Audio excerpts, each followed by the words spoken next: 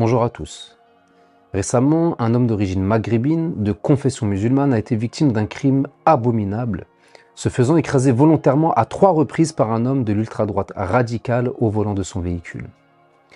Ces faits se sont produits dans le nord de la France, près de Dunkerque. Je vous laisse regarder quelques images d'un reportage réalisé par le média Blast.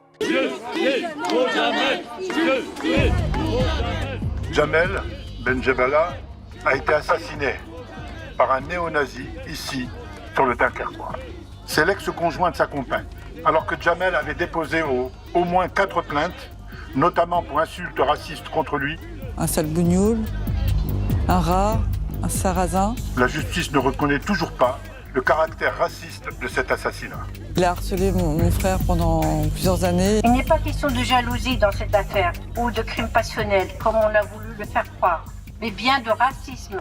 Un racisme obsessionnel et maladif et finalement criminel. Jamel Benjebala, 43 ans, a été tué par l'ancien concubin de sa compagne, Jérôme Décofour.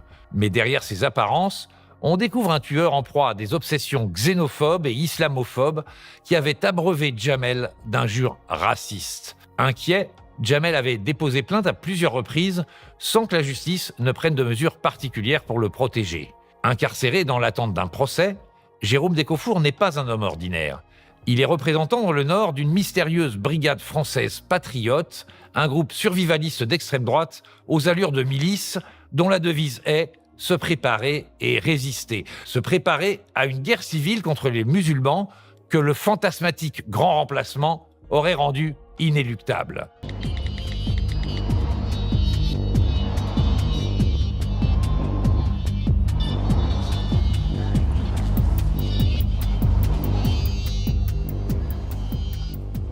Ça s'est passé devant la fille de Jamel et devant les propres enfants du tueur. Ma nièce a hurlé « Papa, papa » et c'est un cri qui a transpercé, je pense, qui a été entendu par des voisins. Il y a quelqu'un et plusieurs personnes qui sont sorties et qui ont donné les premiers secours à mon frère en entendant que les pompiers arrivent. Mon frère était éducateur spécialisé, donc il s'occupait de jeunes en difficulté. Donc il travaillait pour des associations dans le Dunkerquois.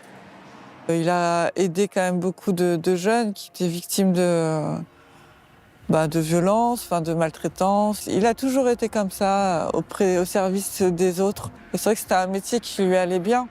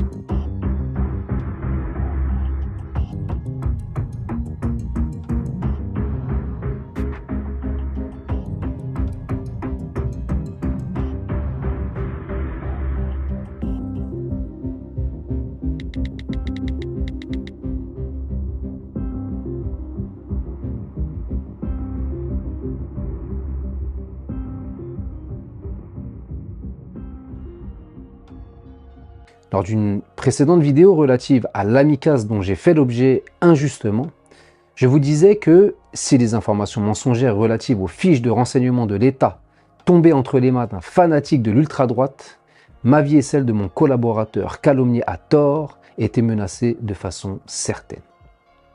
Lui était décrit comme un salafiste prodiguant des cours de sport de combat à des djihadistes alors qu'il n'est pas musulman, n'a jamais fréquenté de mosquée, encore moins des djihadistes. Il y a quelques années déjà, j'avais réalisé le medley de plusieurs documentaires mettant en lumière des propos et des actions très inquiétantes sur notre territoire national par ces groupuscules de l'ultra-droite radicale. En voici un court extrait. Coup de filet donc antiterroriste dans cette mouvance qu'on appelle l'ultra-droite radicale. C'est une vaste opération, 10 arrestations simultanées à travers tout le pays. On sait qu'effectivement, il y a 10 personnes, 9 hommes et une femme. On a les tranches d'âge entre 32 et 69 ans. Et ils rassemblent notamment d'anciens élus d'extrême droite, d'anciennes forces de l'ordre, des ex-militaires. Là, on peut peut-être parler de commando. Côté pile, ils étaient des monsieur tout le monde. Côté face, 10 hommes prêts à donner leur vie pour ces 3 lettres. AFO. 3 lettres pour Action des forces opérationnelles. Qu'un réseau là purement clandestin, sans vitrine légale. Il suffit d'aller sur leur site internet pour comprendre leurs intentions. La France dévastée, en guerre. La vocation de ce groupuscule, c'est de faire la guerre à l'islam. Des policiers qui ont découvert d'abord des armes à feu en nombre, 14 armes de poing, 22 armes d'épaule, en clair des fusils, ainsi que des milliers de cartouches. Les personnes interpellées projetaient de s'en prendre violemment à des personnes de confession musulmane. Mais aussi des femmes voilées choisies au hasard dans la rue. Sur leur site, on trouve de nombreux appels à passer à l'acte. Beaucoup de techniques militaires aussi, et comment affronter aussi au combat. De la même façon, KFO a recruté parmi les forces de sécurité des gendarmes, des policiers pour avoir de l'expertise, mais aussi pour former leurs militants. Et puis au rayon explosif, ces enquêteurs, ils ont également découvert des grenades d'entraînement, grenades artisanales, ainsi que différents produits pouvant servir à la fabrication d'explosifs de type TATP. Il y a même un manuel à l'usage de ceux qui souhaiteraient se tenir prêts et prendre les armes le moment venu. Qui se prépare dans l'hypothèse du grand soir, d'une guerre civile qui éclaterait dans le pays, en considérant que chaque musulman serait un djihadiste potentiel. Il y en a qui sont déjà dans une guerre civile, ils se vivent déjà dans une guerre civile. Ils avaient en particulier pour idée d'empoisonner de la nourriture halal dans les rayons spécialisés des supermarchés. Parmi les 9 hommes et la femme mise en examen, entre autres pour association de malfaiteurs terroristes criminels, 4 ont été placés en détention provisoire. Ça existe vraiment, ça, ce genre de ministère américaine en France ? Oui, tout à fait. Alors, on avait publié début avril une longue enquête sur ces réseaux de l'ultra-droite.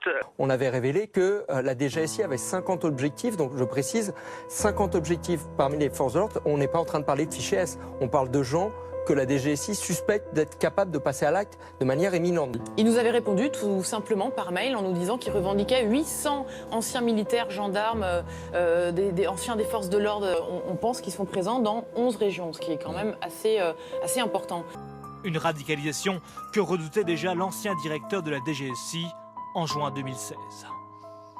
Vous aurez une confrontation entre l'ultra-droite et le monde musulman. Pas les islamistes, mais bien le monde musulman. Ce qu'il faut savoir quand on parle de la droite radicale française, c'est qu'elle ne fonctionne que quand elle sent qu'elle a une impunité.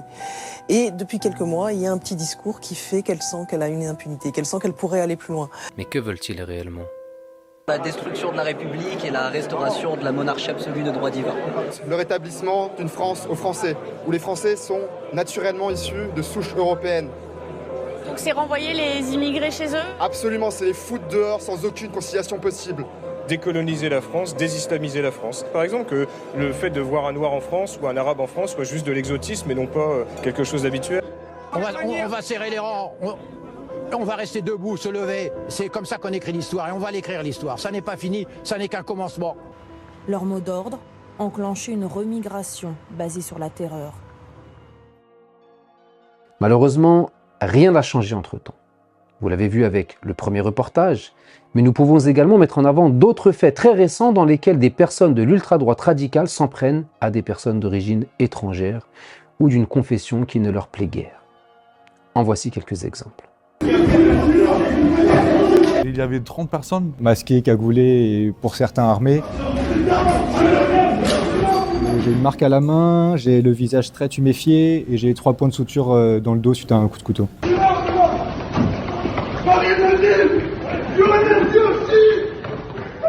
Ces hommes en noir qui s'enfuient dans les rues de Paris sont des militants d'extrême droite venus attaquer une soirée cinéma antifasciste. Pourquoi je vous dis tout cela ? Car des élus de la majorité de Sevran m'exposent à ce type de violence. Lors du dernier conseil municipal du jeudi 13 février 2025, Claude Chauvet, élu Europe Écologie Les Verts de Sevran, appartenant à la majorité municipale, a tenu le discours suivant. Mais où vous croyez-vous ? Vous êtes dans une assemblée municipale, Monsieur Jousse, et vous avez sali l'honneur de Monsieur Bayon vous lui avez lancé une fatwa qui lui a fait beaucoup de mal et a dégradé son état de santé. Je vous accuse, monsieur. Il m'a accusé d'avoir lancé une fatwa contre Jean-François Bayon pour avoir révélé un tract que ce dernier avait produit en 2020, m'accusant d'être un danger pour la République. Il m'attribuait des tentations communautaires, dénonçait mon combat contre l'idéologie nazie et le qualifiait de délire. Mes affiches de campagne avaient été la cible d'attaques racistes et discriminatoires, me décrivant comme un salafiste radical. Par ces déclarations, ces élus incitent à la haine religieuse et à la violence envers ma personne. Je m'en remets à l'État pour me protéger ma famille qui est plus que jamais exposée à la violence. Il est important de se rappeler qu'en 2018, un coup de filet avait été opéré par la police au sein de ces groupuscules d'ultra-droite et qu'une personne considérée comme très dangereuse avait été arrêtée sur notre ville de Sevran, comme en atteste cet article de TF1. Il est triste de constater qu'être musulman, élu de la République, responsable associatif, engagé au plus proche de la population, dévoué pour servir l'intérêt général, est en 2026 perçu comme une menace pour une majorité de gauche qui emploie les grands moyens pour me faire taire, pour m'empêcher de révéler leurs actions en contradiction avec l'intérêt de la ville et de ses citoyens, et qui incite publiquement à la haine envers ma personne et stigmatise par la même occasion toute une communauté sans distinction.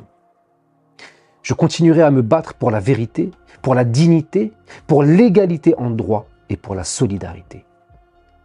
Je vous remercie pour vos nombreuses marques de soutien et d'affection. Je vous dis à très bientôt, en espérant pouvoir vous le dire encore pour de nombreuses années. Prenez soin de vous et de vos proches.